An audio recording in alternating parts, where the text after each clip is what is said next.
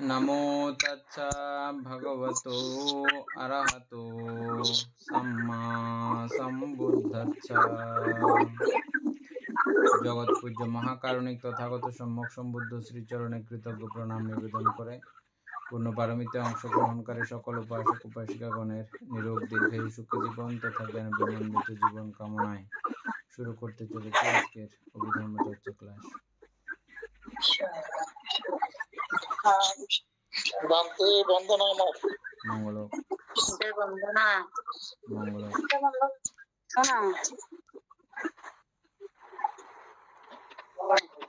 বান্তি বন্দনা মঙ্গল।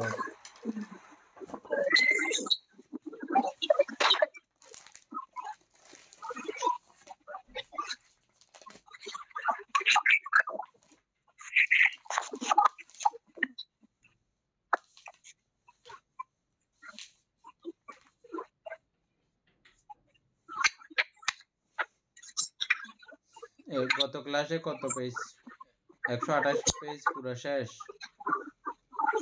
129 ও শেষ। হ্যাঁ বান্তে, এটা ওই 129 ওই 4 থেকে 7 পর্যন্ত আমরা ছোট পান্তা আলোচনা করছিল। আর একবার করে একটু দিলে ভালো হবে বান্তে। 4 থেকে 7 পর্যন্ত আলোচনা হয়ে গেছে না? হ্যাঁ আমরা করছে বান্তে, আর একবার একটু একটু করে ইয়া করে দিলে তো সহজ।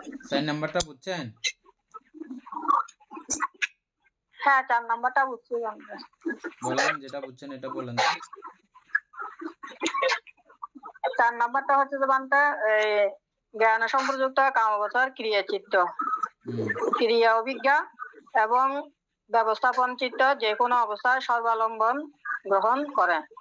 তো এখানে জ্ঞান সম্প্রযুক্ত কামবচর কুশল চিত্ত হচ্ছে যে ওই 4টা মহাকুশল চিত্তের মধ্যে 4টা। তারপর উপবছরের ক্রিয়া অভিজ্ঞা 1, আর ব্যবস্থাপন ওই যেটা ব্যবস্থাপন এটা হচ্ছে 1। মোট 6টা বলছে আর কি বান্তে।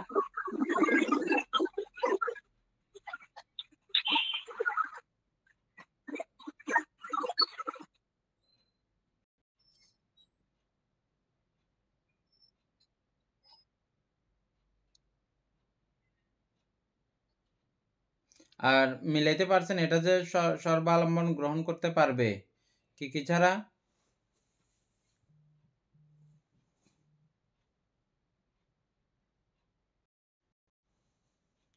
জ্ঞান সম্প্রযুক্ত কামবচর ক্রিয়াচিত্ত।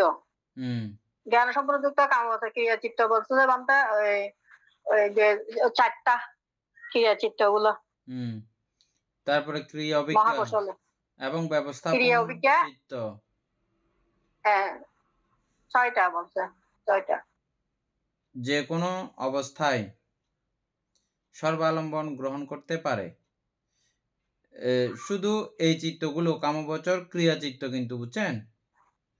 হ্যাঁ বান্তে। কামবচর ক্রিয়া চিত্ত কাদের থাকে?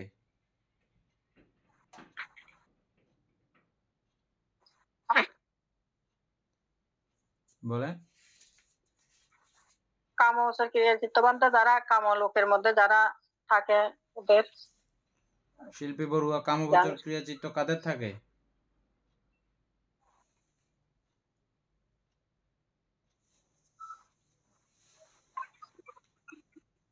বান্তে কামলোকের প্রতি আসক্তি যাদের। তারপরে পূর্ণিমা বড়ুয়া, কামবচর ক্রিয়া চিত্ত কাদের থাকে?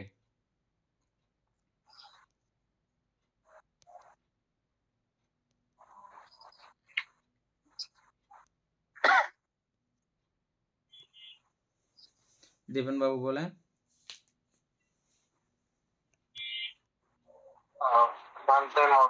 যারা থাকে তাদের।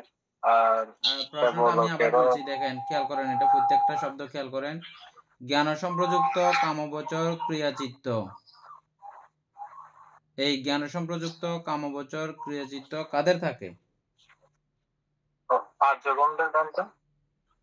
আর্যগণদের। উপাসিকা অমিতা বড়ুয়া খেয়াল করেন, বুঝছেন? তাইলে আর্যগণদের বললেই শুধু হয়ে যাবে নাকি এখানে আর্যগণের মধ্যে স্পেশাল কোনো ব্যক্তি আছে?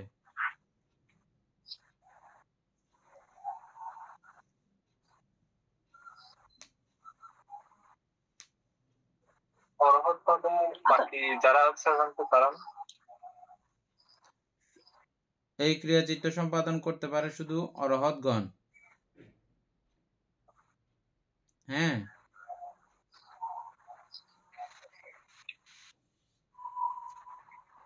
জ্ঞান সম্প্রযুক্ত কামবচর ক্রিয়াচিত্ত, এটা অরহৎগণের চিত্ত।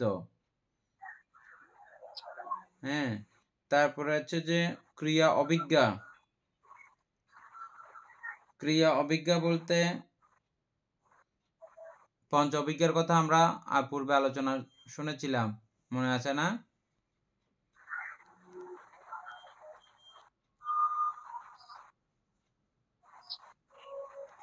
পঞ্চবিজ্ঞা মনে আছে?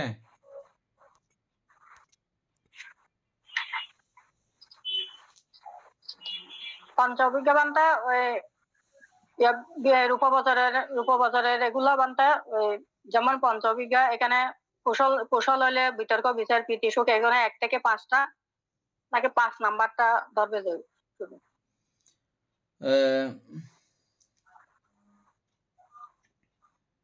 পঞ্চবিজ্ঞা হচ্ছে যে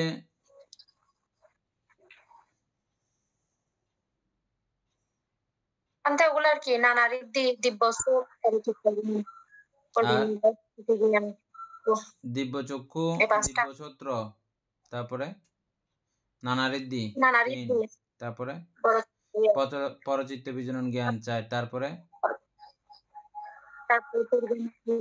হ্যাঁ পূর্ব নিবাসানুস্মৃতি জ্ঞান, এই 5, এগুলো পঞ্চবিজ্ঞা। এই পঞ্চবিজ্ঞা ও অরহৎগণের যখন হয় এটাও ক্রিয়া অভিজ্ঞা। অন্যজনের বেলায় এটা ক্রিয়া হবে না, শুধু অভিজ্ঞা হবে। অরহৎগণের বেলায় হইলে তখন ক্রিয়া অভিজ্ঞা। তো তাহলে দেখা যাচ্ছে যে এগুলো অরহৎগণের চিত্ত। তো অরহৎগণের এই যে চিত্তগুলো আছে, এই চিত্তগুলো এবং সেই সঙ্গে আরেকটা যুক্ত হয়েছে ব্যবস্থাপন চিত্ত। ব্যবস্থাপন চিত্ত যে কোনো অবস্থায় সর্বালম্বন গ্রহণ করে। এখন পুরো বিষয়টা বুঝছেন? এখানে আর কোনো সমস্যা ছিল না না আমাদের?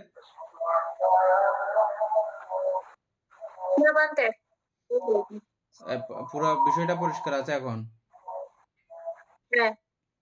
তারপরে অমিতা বড়ুয়া বুঝছেন? দীপেন বাবু বুঝছেন?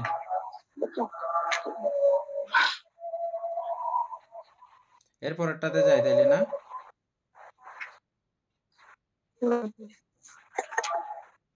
আর আলোচনা করতে হলে বলেন।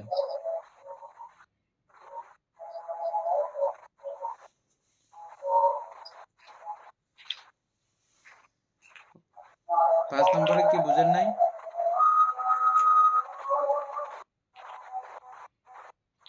এনে 5 নাম্বার ক্লিয়ার আছে? 5 নাম্বারটা বানটা একটু বুঝাইলে ভালো হবে, তাই না? চিত্তের মধ্যে দ্বিতীয় এবং চতুর্থ জ্ঞান মহত্বতালম্বন গ্রহণ করে। দ্বিতীয় চিত্ত এবং চতুর্থ চিত্ত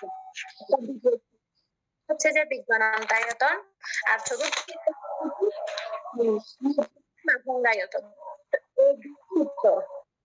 এগুলো বলছে যে শুধু মহৎগতালম্বন গ্রহণ করে। তো ভান্তে এটা মহৎগতালম্বন বলতে মানে আমরা যেটা বুঝেছিলাম, অর্থাৎ বিজ্ঞানায়তন বিজ্ঞান একটা আলম্বন না, তো ওই আলম্বন নিয়ে ধ্যান করে। আর নৈব সংজ্ঞা না সংজ্ঞা অর্থাৎ আছে সংজ্ঞা নাই সংজ্ঞা ওই আলম্বনটা নিয়ে যখন ধ্যান করে, মানে ওই আলম্বনটা যখন গ্রহণ করে, তো এভাবে বুঝেছিলাম। তো পরে ভান্তে বলেছে, আচ্ছা এটা তো 6 নাম্বার, বানটা 6 নাম্বার একটা বলছিল না? 5 নাম্বারেরটা আলোচনা করো, যেটা বুঝছো সেটা বলো। 5 নাম্বার আলম্বন হচ্ছে অর্থাৎ আমাদের পঞ্চস্কন্ধে যেগুলো আছে রূপ বেদনা সংজ্ঞা সংস্কার বিজ্ঞান, তো ওইখানের মধ্যে পঞ্চস্কন্ধ তো আমরা যেটা জানি ওটা তো পারমাত্মিক সত্য, পঞ্চস্কন্ধের মধ্যে এখানে বিজ্ঞান আছে, তো সেজন্য এখানে বিজ্ঞান। তারপরে হচ্ছে যে লাস্টে ওটা সংজ্ঞা আছে। তো সংজ্ঞা এই দুটোটাই মানে এগুলা হচ্ছে যে বাস্তব, এগুলা পারমার্থিক সত্য। তো সেই জন্য এগুলা মহৎগত আলম্বন গ্রহণ করে, এই আলম্বন গুলা। আর আর 6 নম্বরে গিয়ে সেটা ক্লিয়ার, মানে অবশিষ্ট মহৎগত চিত্ত সমূহের সকলে প্রজ্ঞপ্তি আলম্বন গ্রহণ করে। আর বাকি যে চিত্তগুলো আছে মহৎগত চিত্তের মধ্যে রূপাবচর এবং অরূপাবচরের মধ্যে, ওগুলা সবগুলাই হচ্ছে যে প্রজ্ঞপ্তি। অমিতা বড়ুয়া নিশ্চয় ক্লিয়ার হয়েছে আপনার? হ্যাঁ বান্তে বুঝলে বুঝাই দেন। বান্তে এখানে অরূপ বছরের চিত্তের মধ্যে দ্বিতীয় এবং চতুর্থ বলতে বিজ্ঞানায়তন আর নৈব সংজ্ঞা না সংজ্ঞা, মানে এই দুইটা এগুলো হচ্ছে যে মহৎগত আলম্বন আর কি বান্তে। আর আর এখানে যেগুলো বলছে মহৎগত আলম্বন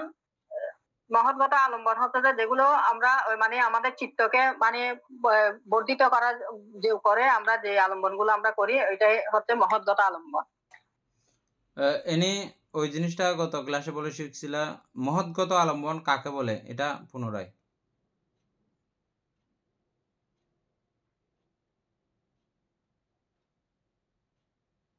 সাউন্ড অফ আছে না?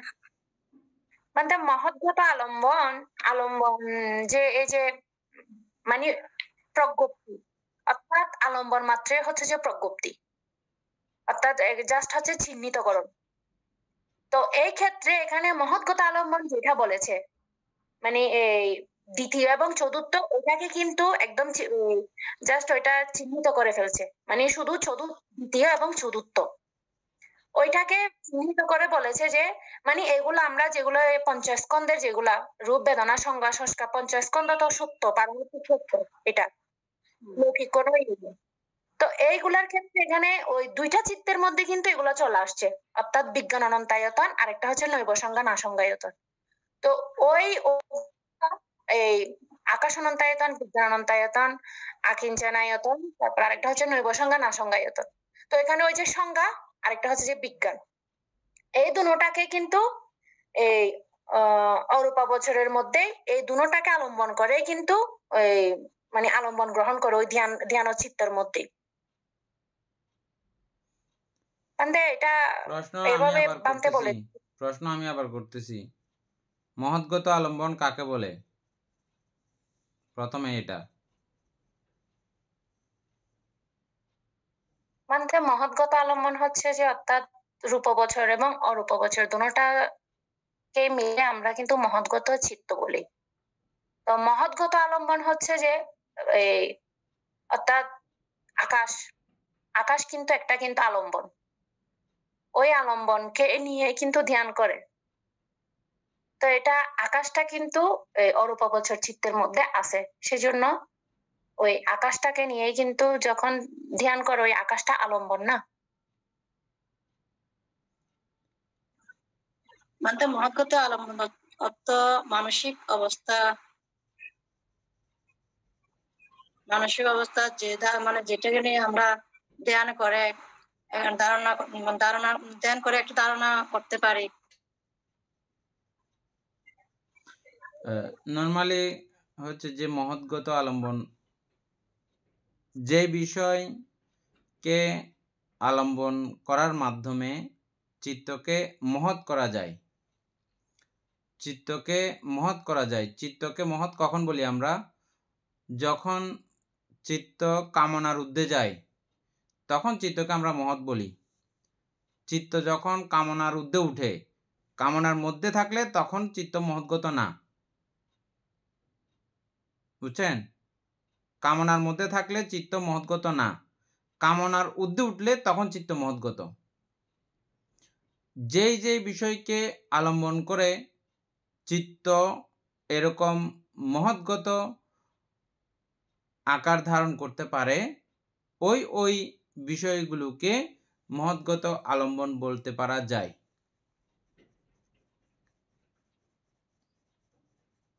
আমি তো বড় বুঝছেন না মহৎগত আলম্বন এবার কাকে বলে?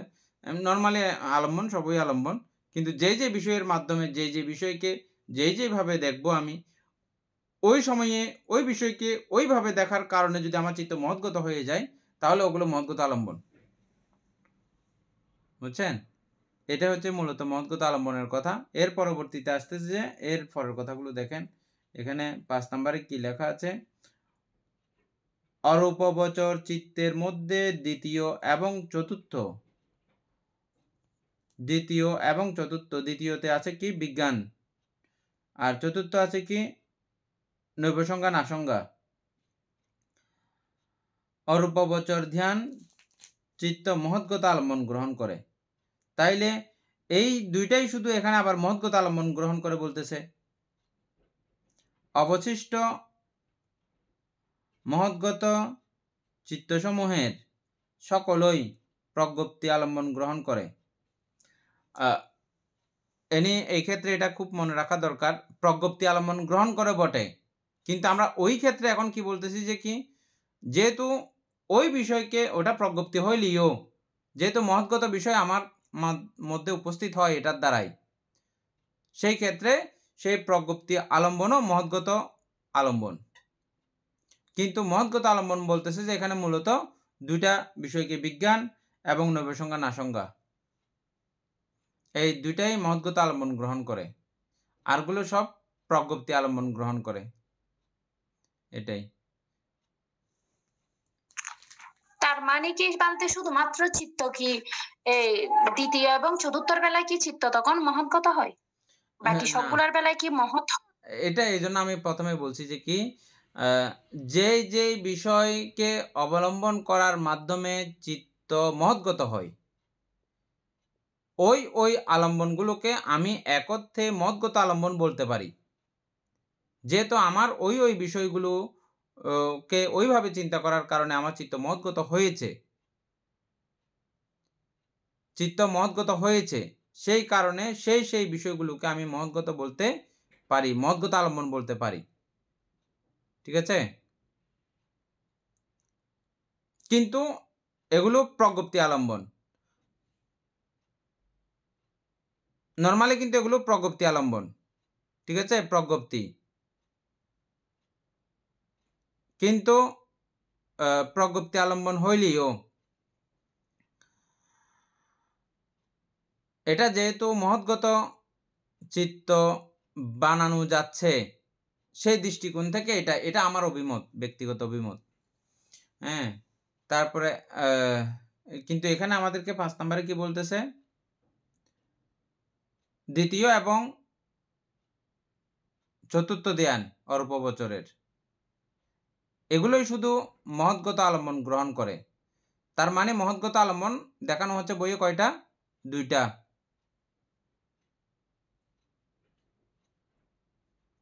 কি? বিজ্ঞান এবং নৈবসংজ্ঞা নাসংজ্ঞা। এই দুটাকেই শুধু মহৎগত আলম্বন বলা হচ্ছে। কেন বলা হচ্ছে এই দুটাকে মহৎগত আলম্বন? এনে বলো।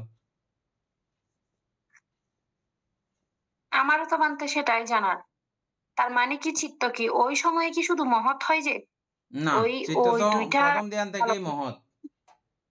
থেকে মহৎ হয়। হুম। হ্যাঁ, তাহলে এই দুটোকে কিন্তু স্পেশালি এভাবে কেন এটা বলেছে যে এরা মহৎগত শুধু আলম্বন? মহৎগত আলম্বন গ্রহণ করে। ওগুলো প্রজ্ঞপ্তি আলম্বন, মানে ওটা প্রজ্ঞপ্তি হিসাবেও চিহ্নিত ছিল, ওই বিষয়টা প্রজ্ঞপ্তি হিসাবেও থাকে, মহৎগত আলম্বন হইলেও প্রজ্ঞপ্তি হিসাবেও থাকে।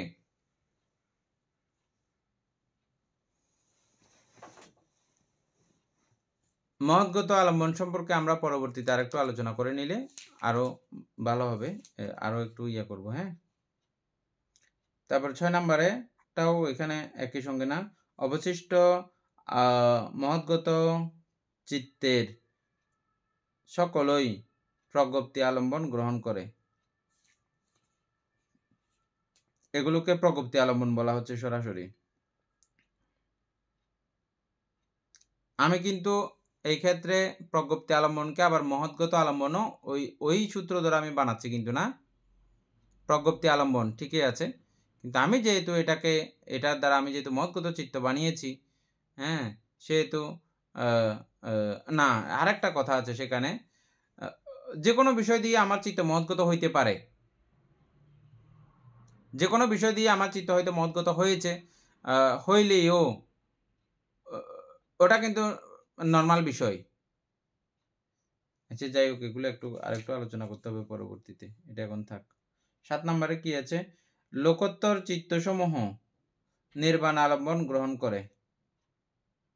এটা তো সকলে জানে। শ্রোতাপত্তি মার্গ থেকে শুরু করে অরহত ফল পর্যন্ত এগুলো লোকোত্তর চিত্ত। এই লোকোত্তর চিত্তগুলোই শুধু নির্বাণ আলম্বন গ্রহণ করে।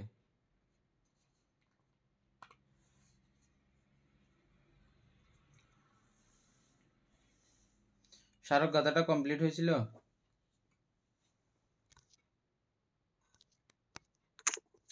না, এটা আজকে করার কথা ছিল। বলতে এই আকাশ অনন্তয়তনের আলম্বনটা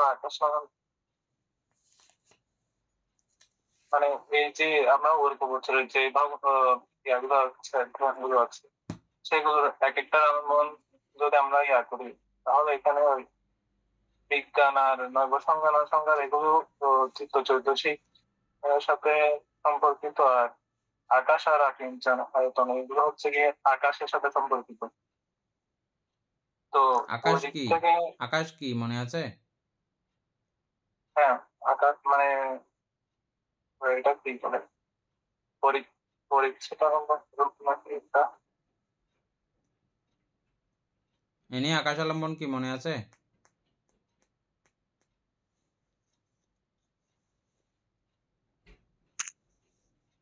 এটা তো আকাশকে নিয়ে, ওটা অনন্ত, মানে শূন্যই দেখতে পাই উনি ওইখানে, অনন্ত আকাশ। বিশালতা, আকাশের যে বিশালতাটা আছে সেটা করে আলম্বন করে আকাশ যে ভাবনাটা হয়ে ওঠে বলছে আকাশ অনন্তয়তন। না, আপনি আকাশ চিনতে পারেন নাই। অমিতা বড়ুয়া বলে।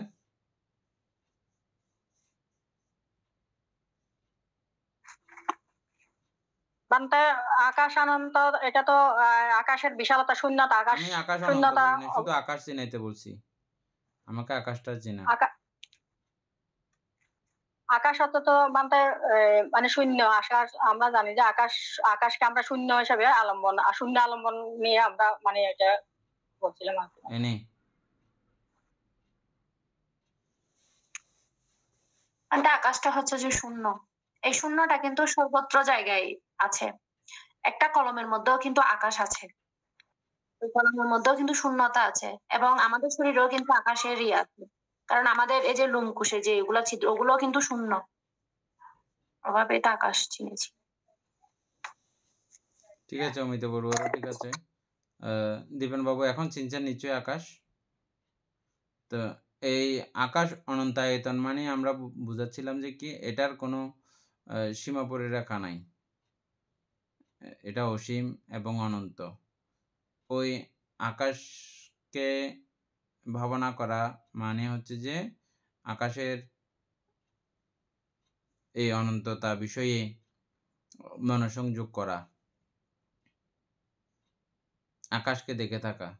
আকাশ দেখতে দেখতে আকাশ কিভাবে বিশাল এবং ব্যাপক আকার ধারণ করে, সত্যিই তো ব্যাপক, কিন্তু আমি তো এতদিন সেই ব্যাপকতার সঙ্গে পরিচয় ছিল না আমার, ওটা পরিচয় হয় তখন তিনি আকাশ আনন্দায়তন ভাবনায় সাকসেস হন। এটা আমরা আগে জেনেছিলাম আর কি। তো এখানে সেই কথাটা কি জন্য আসছে, যে আপনি কি প্রশ্ন করছেন যে আকাশ, আমি আমি বলতে চাচ্ছিলাম যে আকাশ অনন্তয়তন আর একটা কি বলেন, তো যেহেতু আকিঞ্চন। এটা কোনো কিছুই নাই, এটা প্রজ্ঞপ্তি মাত্র। এটা চিনছেন তো এখন? এটা তো কিছুই না, আকাশ তো কিছুই না, এটা তো প্রজ্ঞপ্তির মাধ্যমে আমরা চিনতে পারি, নাকি না? হ্যাঁ কোনো কিছু না তো এটা। হ্যাঁ আকাশ কোনো কিছু কি? হ্যাঁ, কোনো কিছু না। তো এটা তারপরে আমরা এটা কিভাবে এটা গ্রহণ করলাম? কিছুই না। ওটা কিছুই নাকে আমরা কিভাবে অবলম্বন করলাম? এটা প্রজ্ঞপ্তির মাধ্যমে। প্রজ্ঞপ্তি কি? এটা আমরা এই সিস্টেমের মধ্যে এটা শিখেছি। এই সিস্টেমে আমরা বুঝেছি, এই আকাশ চিহ্নিত করেছি, এই আকাশ দিয়ে এইভাবে ভাবনা করার কৌশল আছে। বুদ্ধসহ বিভিন্ন ঋষিগণ এটা করেছেন। হ্যাঁ, এটা বুদ্ধ প্রগত না, এটা বুদ্ধের আগেও ঋষিগণ এটা পেয়েছেন। বুদ্ধ বুদ্ধিসত্ত্ব অবস্থায় এটা ওনাদের কাছ থেকে শিখেছিলেন।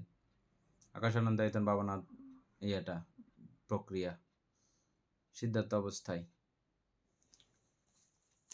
আর ভাবতে ওই যে বিজ্ঞান চেতনা নবসংখ্যা না সংখ্যা এগুলো তো নিয়ে না, চিত্তের বিষয় যেগুলো আছে সেগুলো নিয়ে তো এগুলো করা হয়।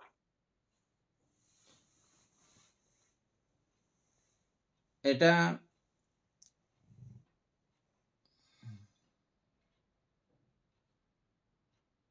বিজ্ঞান অনন্তায়তন,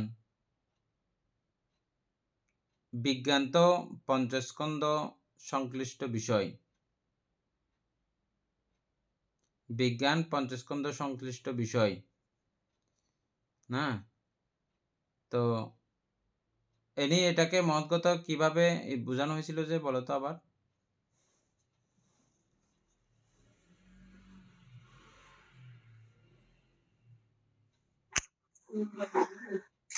এটা মহৎগত বলেছে যে অর্থাৎ মানে পঞ্চস্কন্ধ তো আমাদের অর্থাৎ এটা তো মানে এটা তো সত্য স্কন্ধটা।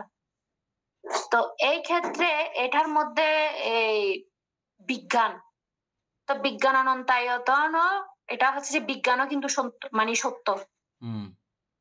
তো এটাকেই কিন্তু ওই মহৎগত চিত্ত বলেছে, এটা মহৎ সত্য বলেই মহৎগত হয়ে যাবে এমন তো কোনো যুক্তির মধ্যে পড়তেছে না।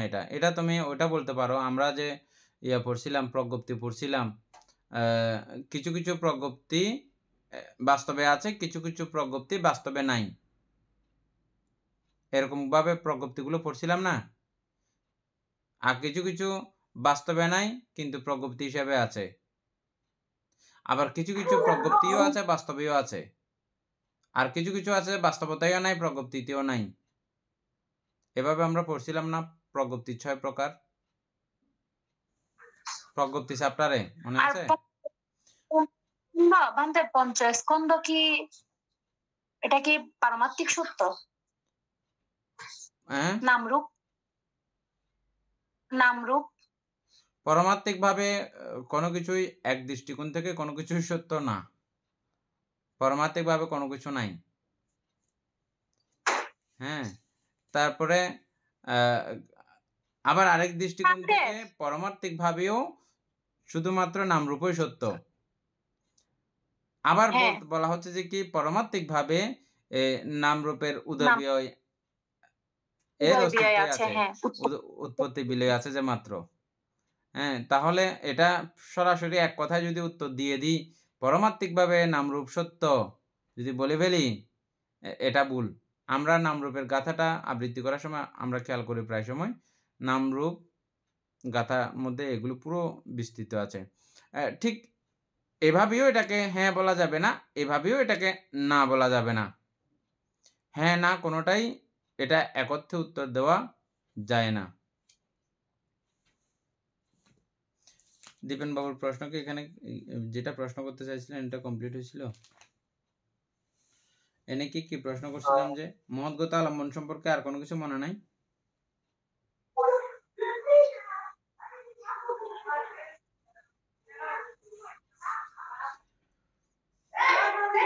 মহৎগত তো এটা এই যে চিত্ত যখন মহৎ হয় তখন তো মহৎগত আলম্বন গ্রহণ করে।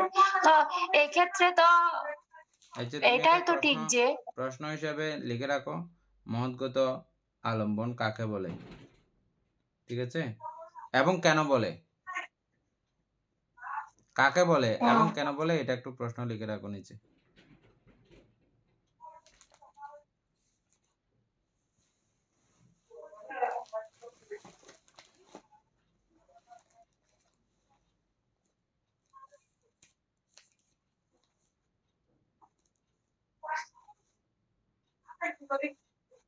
নাম রূপের সত্যতা আছে বিধায় মনে হয়। নাম রূপের সত্যতা থাকলে মহৎগত হবে, এটা কোনো তো কথা যুক্তিতে মিলতেছে না।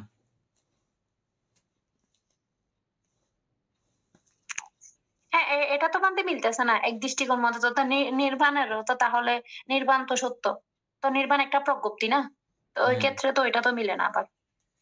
আচ্ছা, যাই তুমি প্রশ্নটা লিখে রাখো, এটা কালকে আমরা করব, সুসমাধা করব। এবার গাথাটা মিলাইতে পারো কিনা দেখো, স্মারক গাথা।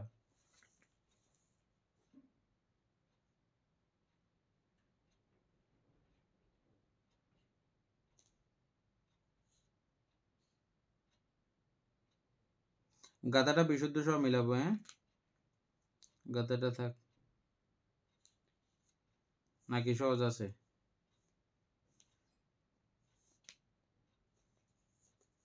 কামেতে 25 চিত্ত 6 মহৎ গতে।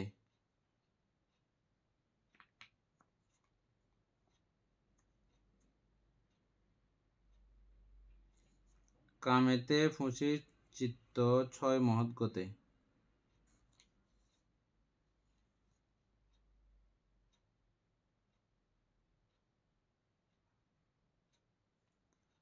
একুশ প্রজ্ঞপ্তি গ্রহে নির্বাণাষ্ট চিত্তে। আষ্টচিত্তে নির্বাণ, একটা তো কোনো রকম মিলছে। তারপরে 21 প্রকার চিত্ত শুধু প্রজ্ঞপ্তি আলম্বন গ্রহণ করে। 21 প্রকার চিত্ত কোনগুলো?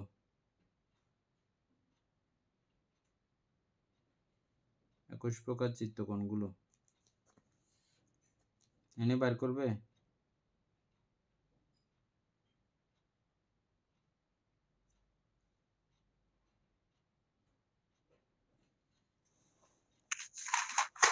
ওদিকে হচ্ছে যে ইয়াতে দুইটা চিত্ত প্রজ্ঞপ্তি, এদিকে 15, তারপরে ওইদিকে হচ্ছে 12, তাহলে দুইটা যদি বাদ যায় তাও তো মিলতেছে না। 12, 15। আচ্ছা, এগুলো ইয়াকে ওই মিলে ওই রাখতে বলবো ওই এখন দিন তো। অর্ক বছরে 6টা বললো না এনি বানতে, অর্ক বছরে 6টা, ওই 21টা মানে রূপ বছরের 15টা আর অরূপ বছরের 6টা ছিল যে মনে হয়। অল্প বছরে 6টা আচ্ছা কোত্থেকে ঠিক আছে, আসবে? হ্যাঁ মিলছে। বানতে এটা আর কি, এই যে ওই যে দুইটা বলেছে না আকর্ষণ বিজ্ঞানায়তন আর নৈবসঙ্গন আশঙ্কা, ওইখানে কুশল বিপাক ইয়া 6টা যদি বাদ যায়।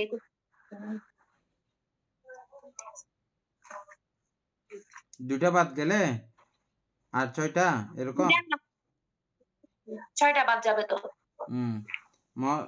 6 মহৎ গতে। কামেতে 25 চিত্ত 6 মহৎ গতে। কামবচর আলম্বন গ্রহণ করে 25টা চিত্ত। কোন কোন 25টা?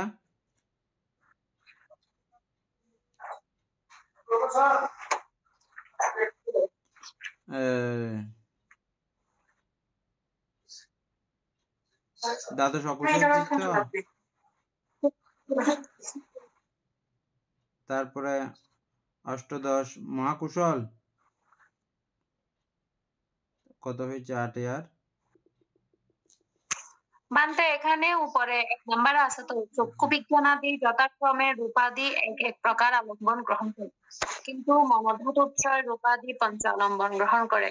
অবশিষ্ট কামগোচর বিপাক সমূহ উৎপাদ চিত্ত কামলোকের সর্বপ্রকার 6 প্রকার আলম্বন গ্রহণ করে। এই 1 নাম্বারের মধ্যে 25টা। 1 নাম্বারের মধ্যে কোনটা মিলছে? 1 নাম্বারে চক্ষু বিজ্ঞান হচ্ছে যে 10টা, 25টা 1 নাম্বার মিলছে এখানে। আমি দেখি 10। আচ্ছা, এখন এগুলো সময় চলে যাবে এটা মিলাইতে গেলে। এটা ইয়াকে মিলে রাখতে বলতে হবে আগে। 12 নাম্বারটা আমরা পড়ি।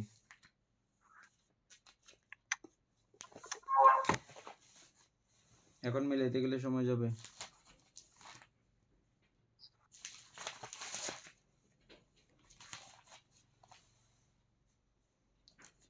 শিল্পী বড়ুয়া পড়েন।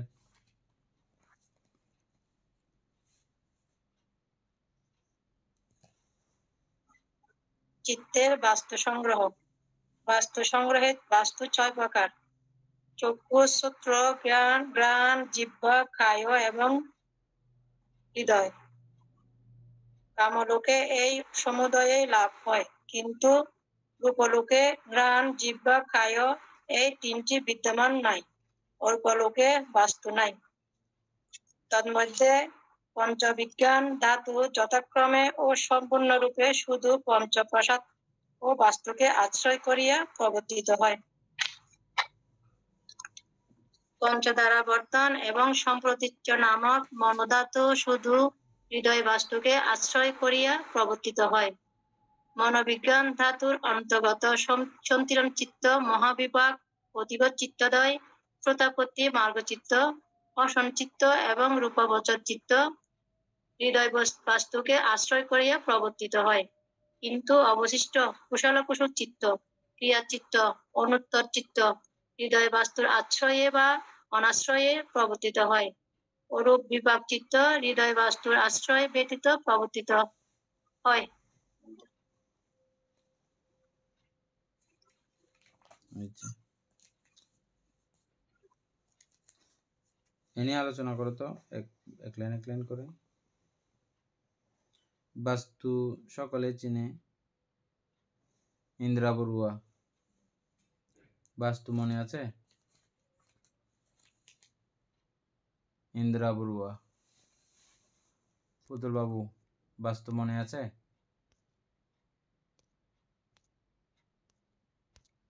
চক্ষু, সূত্র, ঘ্রাণ, জিহ্বা, কায়, হৃদয় এগুলো বাস্তু গ্রন্থ। আবার বলেন।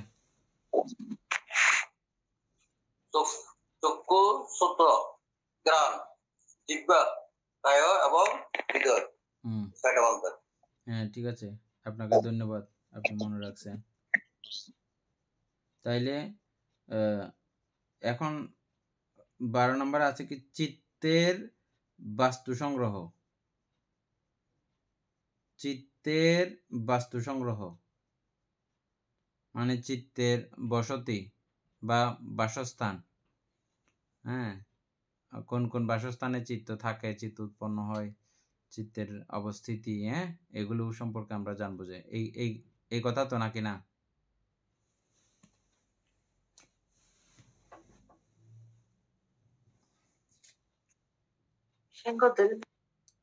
এনে আলোচনা করে এক লাইন।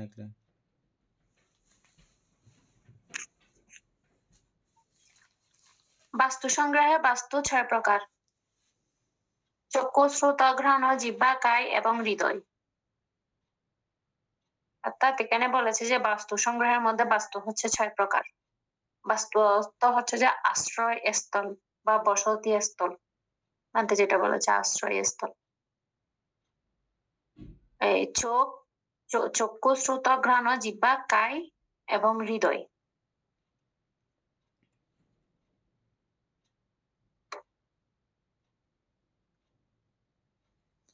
হৃদয় বাস্তু। অমিতা বড়ুয়া, না বুঝলে মাত্র এগুলো করবেন, আর যদি বুঝেন, যেটা বুঝছেন দীপেন বাবু বুঝছেন, এক লাইন, না বুঝলে সঙ্গে সঙ্গে বলেন। ঠিক আছে, এরপরের লাইন। কামলোকে লাভ হয়, অর্থাৎ কামলোকে যারা জন্ম নেয় বা প্রতিসন্ধি হয়, ওরাই কিন্তু এই মানে 6 বাস্তুই কিন্তু করে।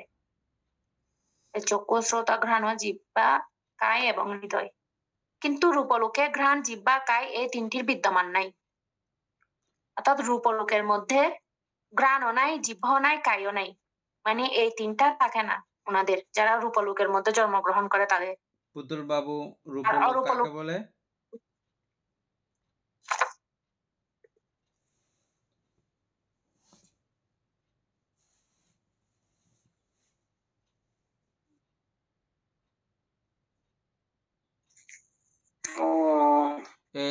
এগুলো আমি ইচ্ছে করে জিজ্ঞেস করতেছি, বুঝছেন? এগুলো আপনি বুঝতেছেন না, আমি জানি। এগুলো মানে প্রত্যেকটা শব্দ না বুঝলে মাত্র জিজ্ঞেস করবেন, জিজ্ঞেস করলেই আমরা আলোচনা করব। আর আমরা না পারলে এটা প্রশ্ন হিসেবে লিখে রাখবো, বুঝছেন না? আমরা না পারলে প্রশ্ন হিসেবে লিখে রাখবো, কিন্তু জিজ্ঞেস করলেই আলোচনা করা হবে, না হলে হবে না। বলেন, রূপলোক কাকে বলে? রূপলোক মনুষ্যলোক এবং 6 লোক বান থেকে রূপ বলা হয়। আর এদিকে বাদ চতুর উপায়, এগুলোকে বলা যায় না। শিল্পী বড়ুয়া বলেন রূপলোক। রূপলোক বন্ধে ব্রহ্মলোক তারপরে অমিতা বড়ুয়া বলেন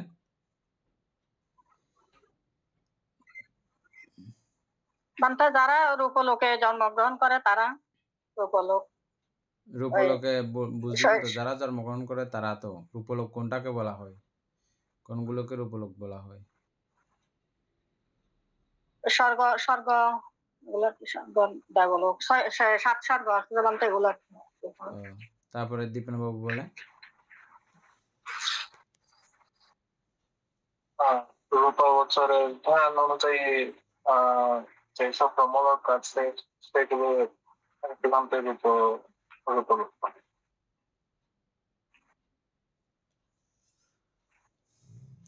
হ্যাঁ ঠিক আছে, এনে পুরো সুন্দর করে বুঝাই দাও। এই কি জন্য আলোচনা করতে বলছি বুঝছো এখন? হ্যাঁ সুন্দর করে আলোচনা করো। রূপলোক থেকে যে অর্থাৎ 16টা আর যেটা বলেছে যে মনুষ্যলোক, যেটা অমিতা বড়ুয়া সাউন্ড অফ করেন। হ্যাঁ মনুষ্যলোক হচ্ছে মানে মনুষ্যলোক হচ্ছে যে কামভূমির অন্তর্গত। অর্থাৎ কামভূমি কোনগুলা? ওই যে 6 স্বর্গ, এক মনুষ্যলোক, তারপরে আর হচ্ছে যে 4 পাই, এগুলা কিন্তু কামলোকের অন্তর্গত। আর হচ্ছে যে এই 16 রূপভূমি, 16 রূপভূমি হচ্ছে যেগুলা রূপলোকের অন্তর্গত। অর্থাৎ প্রথম ধ্যান লাভ করার পরে এই মানে প্রথম ধ্যান লাভী যারা, তারা এই 3টা ইয়ার মধ্যে জন্মগ্রহণ করবে। একটা হচ্ছে ব্রহ্ম পরিষদ, আরেকটা হচ্ছে ব্রহ্ম পুরোহিত, আরেকটা হচ্ছে মহাব্রহ্মা। এই 3টাতে জন্ম নিবে কারা? যারা প্রথম ধ্যান লাভ করবে রূপলোকের মধ্যে। আর দ্বিতীয় ধ্যান যারা লাভ করবে ওরা ওরা জন্ম নিবে পরিত্থাব, অপ্রমাণব, আবাসর, এই 3টা ভূমিতে। আর তৃতীয় ধ্যান যারা লাভ করবে, যেটা আমরা যে পঞ্চম ধ্যান যেগুলা পড়ে আসছি বিতর্ক বিচার ওভাবে, তো তৃতীয় ধ্যান যেগুলা তৃতীয় ধ্যান লাভীরা জন্মগ্রহণ করবে পরিত্য শুভ, অপ্রমাণব, শুভকীর্ণ, মানে ওই 3টা ভূমিতে। আর চতুর্থ ধ্যান লাভী যারা, যারা চতুর্থ ধ্যান লাভ করার পর লাভ করেছে, ওনাদের জন্ম হবে যে বৃহৎ ফল, অসংগ সত্য এবং শুদ্ধাবাসের মধ্যে। 5টা শুদ্ধাবাস আছে ওইখানের মধ্যে। আর পঞ্চম ধ্যান লাভীরা ওটা হচ্ছে অরূপ, মানে অরূপ ভূমিতে, যেটা আকাশ অনন্তায়তন, বিজ্ঞান অনন্তায়তন। অরূপ লোক আছে যে 4টা, আর রূপ লোক আছে হচ্ছে 16টা।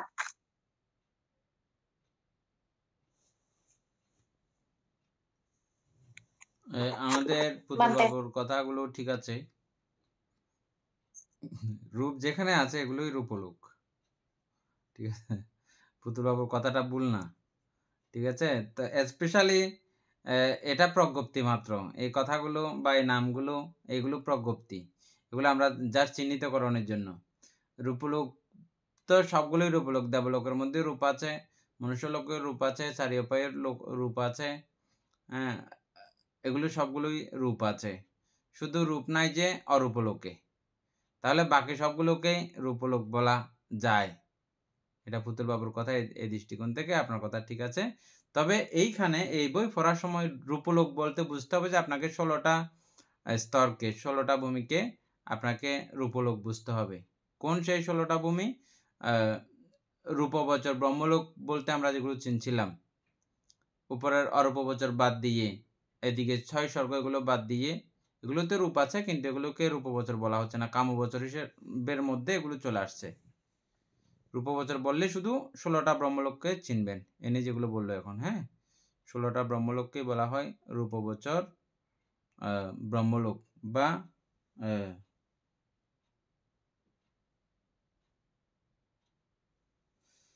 রূপবচর ভূমি। এখানে কিন্তু বলছে যে রূপলোকে কি নাই? গ্রাণ, জিহ্বা, কায়। গ্রাণ, জিহ্বা, কায়, এই 3টা রূপলোকে নাই।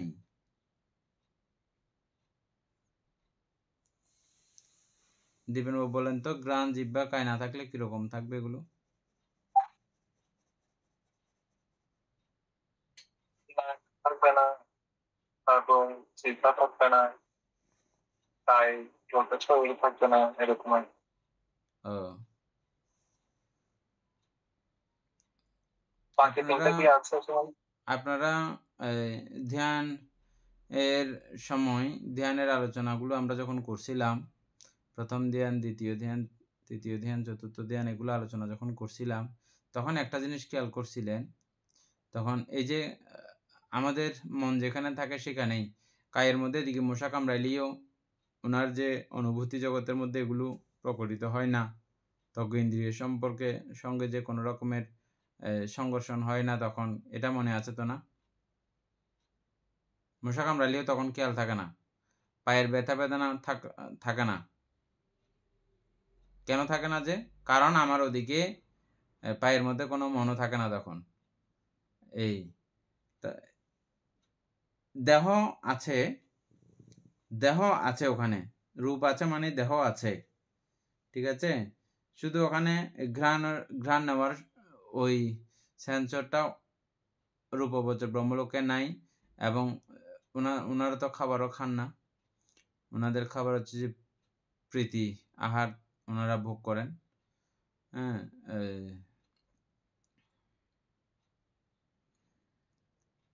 ওনাদের খাবার হচ্ছে যে প্রীতিভোগ্য, শুধু প্রীতিভোগ করেন, প্রীতিভক্ষণ করেন তারা, ধ্যান করে যে প্রীতি উৎপন্ন হয় এগুলোই তারা তাদের আহার।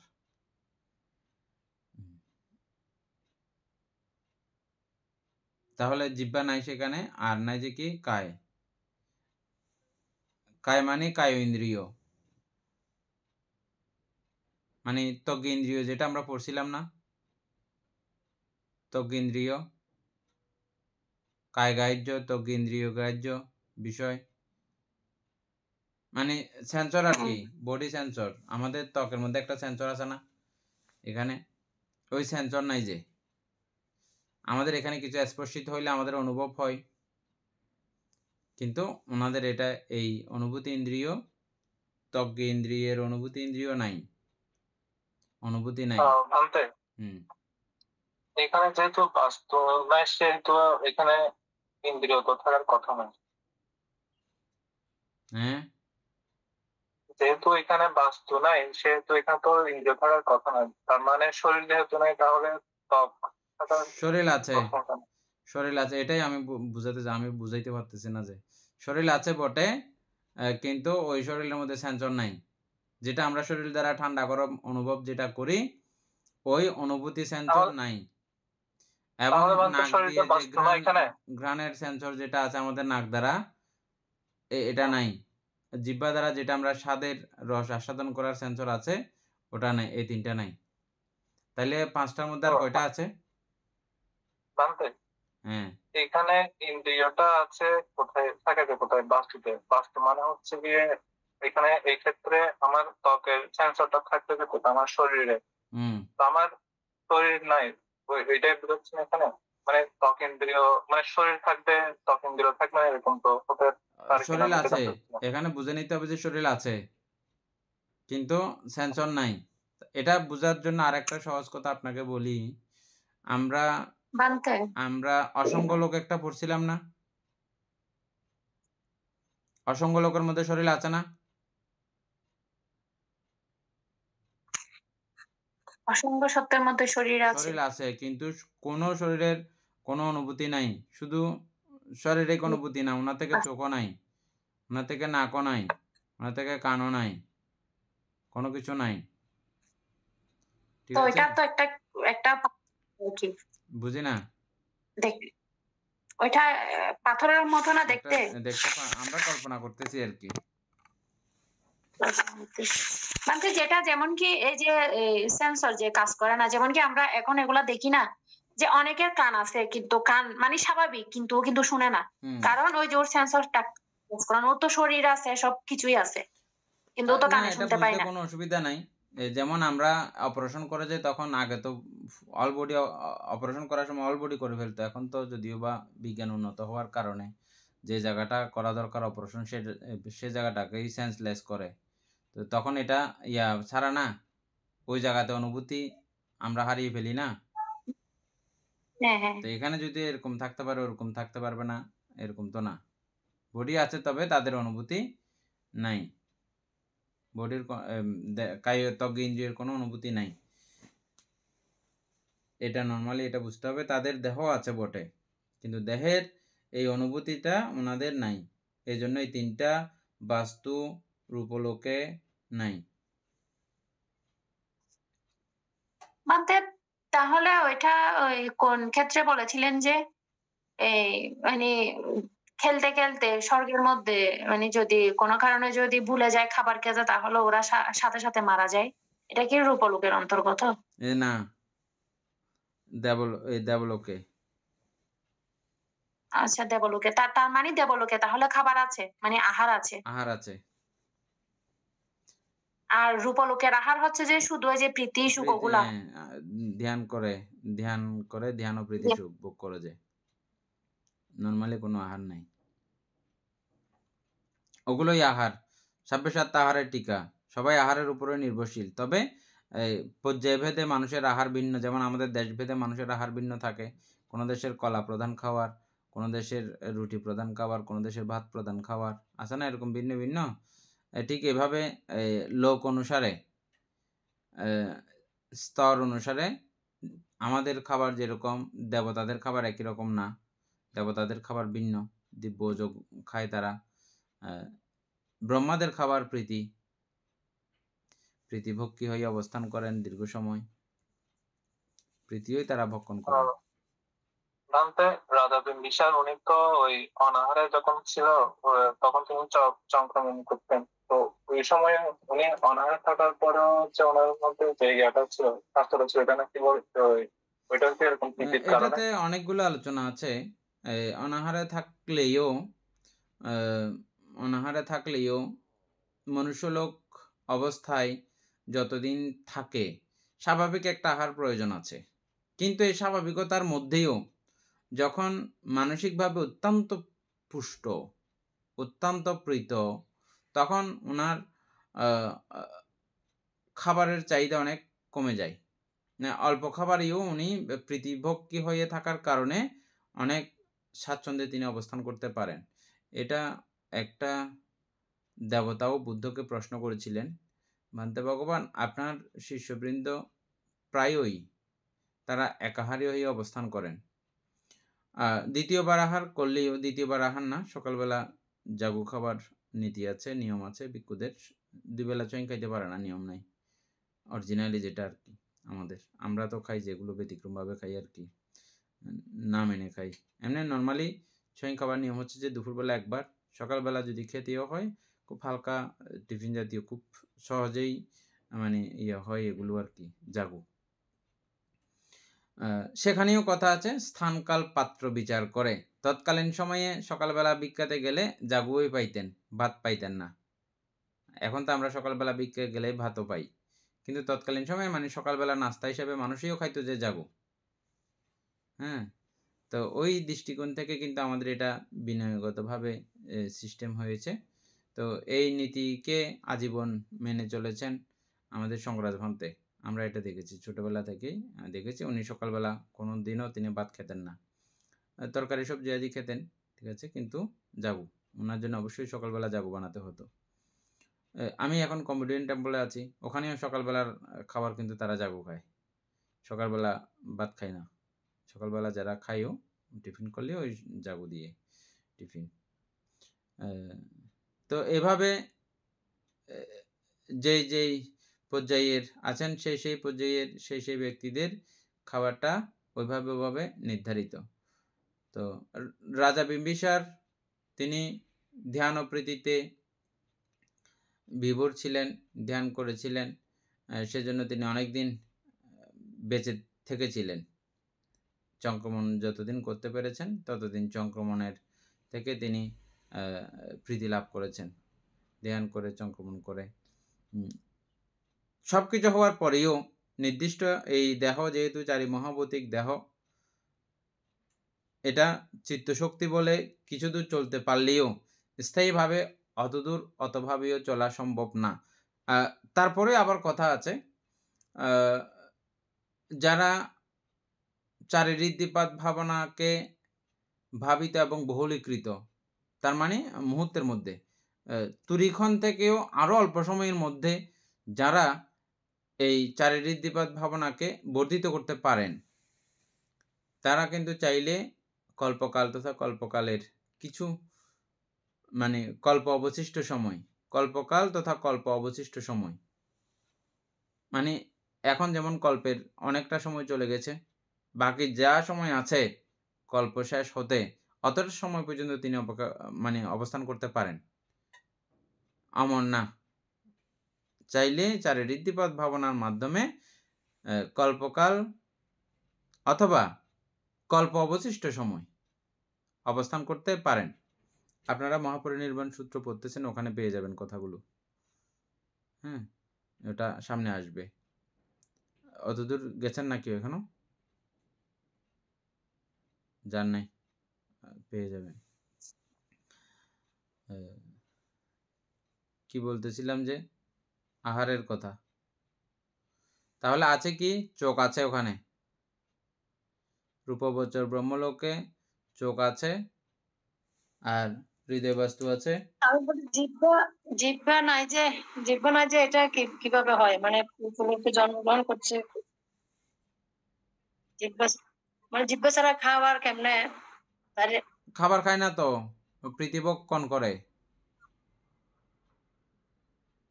বুঝছেন? খাবার খায় না, প্রীতিভক্ষণ করে, প্রীতি। রূপবচর ব্রহ্মলোকে কোনো কবলীকৃত আহার, মানে গাল দিয়ে মুখ দিয়ে সাবাইয়া যেরকম অন্য দেবলোকে খাই, অন্যান্যরা আমরা খাই, কিন্তু রূপবচর ব্রহ্মলোকে গাল দিয়ে খাওয়ার কোনো সিস্টেম নাই, খায় না।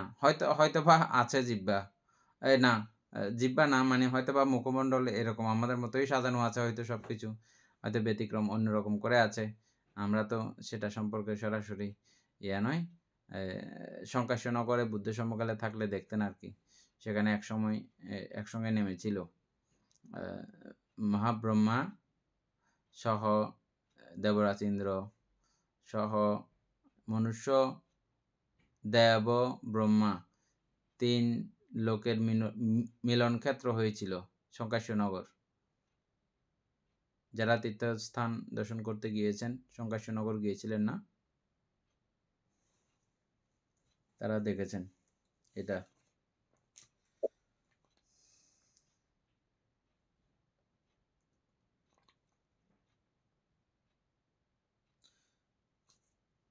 বিদ্যমান অরূপবচর লোকে বাস্তু নাই, অরূপবচরের মধ্যে কোনো বাস্তু নাই।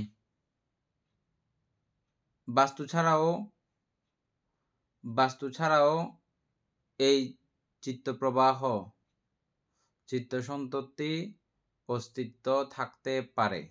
টোটালি কোনো বাস্তু নাই, বেশি ডেঞ্জারাস নিয়ে এটা। বাস্তু ছাড়াও, কমপ্লিটলি কোনো বাস্তু ছাড়াও এই চিত্তসন্ততির প্রবাহমান অবস্থা, মানে রানিং অবস্থায়, প্রবাহমান অবস্থায় থাকে।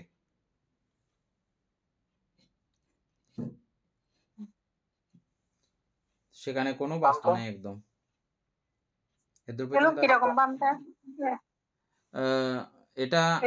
এটা আমরা যখন প্রথম বইয়ের শুরুতে হেডিং পড়ছিলাম, বইয়ের ভূমিকা পড়ছিলাম, তখন এই আলোচনাগুলো আসছিল, আপনারা পেয়েছেন।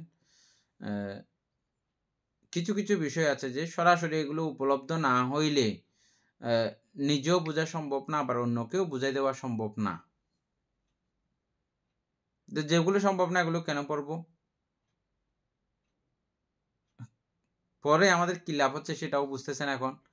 এবং এটা পর্যন্ত যাইতে হইলে এগুলোকে আপনাকে দেখাইছে আর কি, আগে কি বলে যে এগুলো এই জায়গায় যাইলে এটা এটা এটা এটা এটা দেখবা, এগুলো আমাদেরকে মজা দেখানো হয়েছে, বুঝছেন? কিন্তু যাইতে হইলে আপনাকে হাঁটা শুরু করতে হবে। কোন জায়গা থেকে?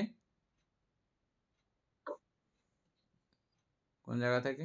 প্রথম ধ্যান থেকে। ওই যে থেকে, এই শিল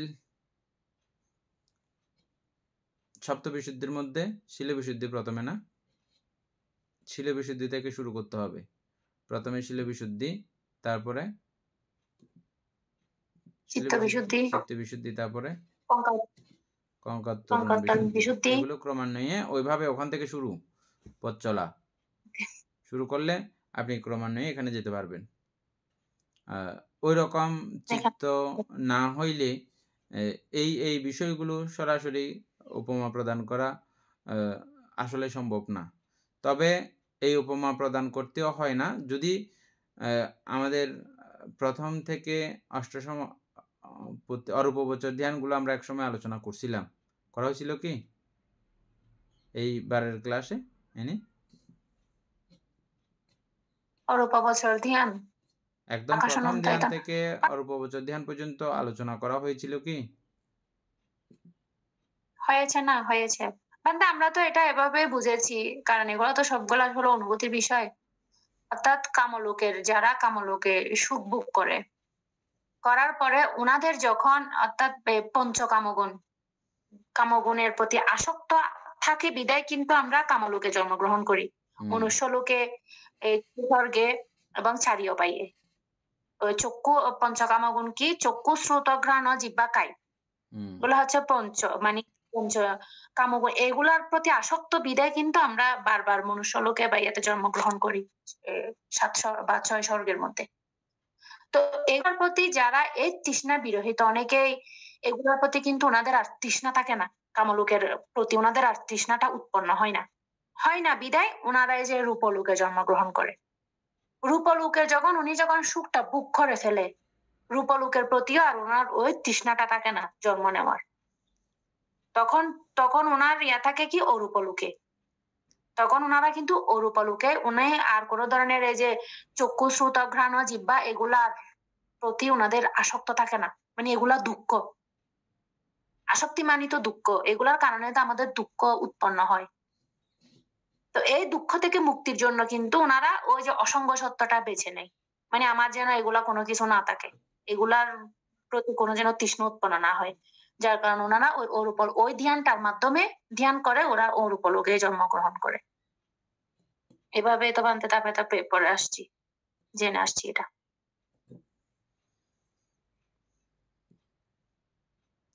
অমিতা বড়ুয়া, আবার খেয়াল করেন আপনি, আমরা প্রথম ধ্যান থেকে ক্রমিকভাবে অরূপবচর লাস্ট পর্যন্ত আমরা আলোচনা করছিলাম। যখনই উনি অরূপবচর ধ্যান শুরু করেন এবং অরূপবচর ধ্যানে সাকসেস হন, তখন ওনার রূপ থাকে না। কেন থাকে না, কি জন্য থাকে না, কিভাবে হারিয়ে যায়, এগুলো সম্পর্কে একটু আমাদের আইডিয়া হয়েছিল কি?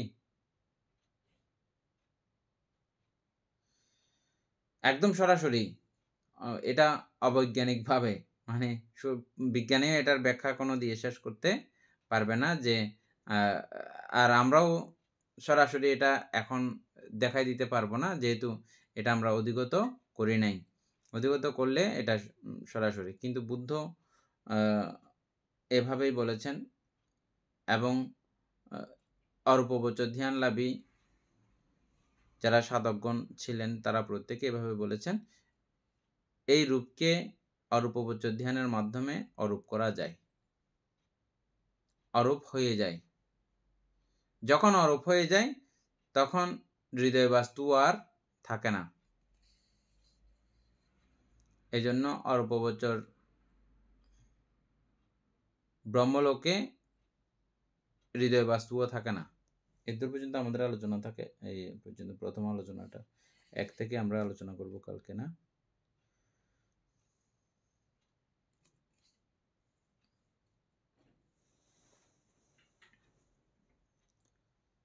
সদ্ধর্মপ্রাণ প্রিয় উপাসক উপাসিকা বৃন্দ, এতক্ষণ যাবৎ আমরা অতীব আনন্দ উৎসাহের সহিত প্রীতিফুল্ল মনে অভিধর্ম চর্চা করেছি। এতে আমাদের অপ্রমেয় পুণ্য সাধিত হয়েছে। এই পুণ্যরাশি অনন্ত চক্রবাসী সত্যগণকে দান করছি, গুরুভান্তিদিওকে দান করছি, মাতা পিতাগণকে দান করছি, এবং যারা আমাকে প্রতিনিয়ত এভাবে ধর্মচর্চায় সহযোগিতা করছেন তাদেরকে পুণ্যরাশি দান করছি। যারা আমাকে প্রতিনিয়ত চারিত্র ইত্যাদি দান করেন তাদেরকে পুনরাশি দান করছি। এই পুণ্যের কাছে আমরা প্রত্যেকে প্রার্থনা করব নির্বাণ লাভ অবধি অসৎ ব্যক্তি মূর্খ ব্যক্তি পাপমিত্রের সংসর্গ লাভ না করে সদা সর্বদা জ্ঞানদর্শী কল্যাণ মিত্রের সান্নিধ্য সংসর্গ লাভ করতে সক্ষম হই। এরূপ সাধু কামনা পোষণ করে আজকের মতো ক্লাস এখানে সমাপ্ত করছি।